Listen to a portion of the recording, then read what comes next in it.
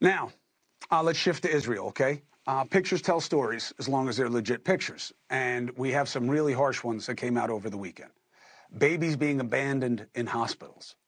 Possible video where the hostages are being held. Plus, reports connected to hostages. You seeing these? I want you to see it. I want you to see the pictures. Don't look away. Don't blur any of the faces. We're going to put it in context with somebody and see if this is what we're looking at. But don't make it easy on yourself, because this is the cost of war. And you got to know this, all right? Don't hide from uncomfortable facts, inconvenient facts. Now, is it true that among the little babies that we're worried about is a 3-year-old toddler, an American, orphaned on the October 7th massacre, and is now being held by Hamas? Let's try to get some answers. Joining us now is Israeli government spokesman Eylon Levy. Thank you very much for joining us, sir. Good evening, Chris. What can you tell us first about the hostages and any understanding as to where they're being held and any state of play about potential negotiations for an exchange?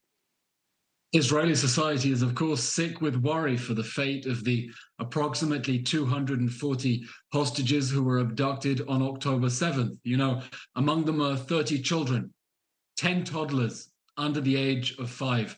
There's a 10-month-old baby in there. When he was abducted, we said he was 9 months. Now he's 10 months.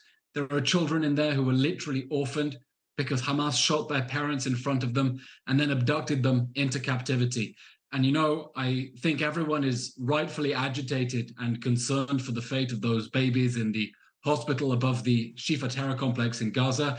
And we wish that the international community and world media were just as agitated for the fate of the Israeli babies who are being held hostage by Hamas right now.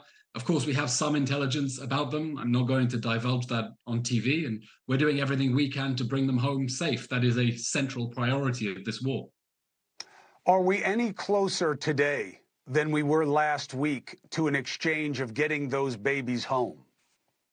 We are closer than we were before we began this ground operation. Standing on the sidelines was never an option.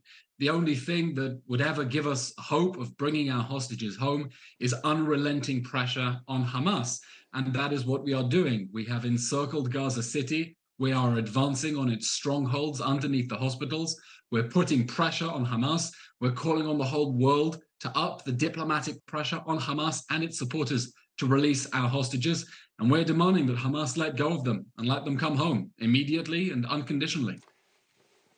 You know, one of the books over your shoulder is Ally by Michael Oren.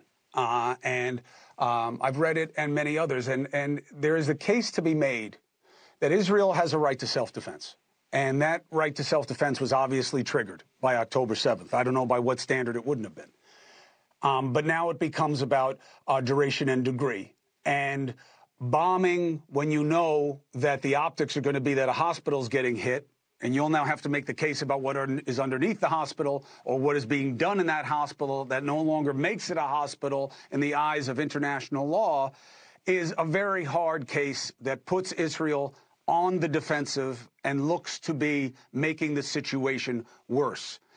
How do you balance the optics and the exigencies in terms of getting back hostages, keeping Israel safe, and not creating undue suffering among non-Hamas Palestinians? You're right, the optics are bad, but we are not fighting for our image. We are fighting for survival. The optics of the October 7th massacre are even worse. 1,200 people who were brutally executed, butchered, beheaded, burned, many of them tortured and mutilated. Before they were killed, their bodies mutilated. After they were killed, that is the enemy we are fighting against. The genocidal terror group that is promising to murder every man, woman, and child in the country, and is telling us that if we do not stop, it will do another October 7th and another October 7th until it has murdered all of us and destroyed the state of Israel. That is what we are fighting against. And our right to self-defense, our duty of self-defense, is to eliminate the terrorist organization that did that. It's to destroy the terror state, only meters away from people's homes inside Israel, that is threatening to murder all of us. Now, we're doing everything we can, going above and beyond our obligations under international law to keep the other side's civilians safe from the consequences of their leaders' own decisions.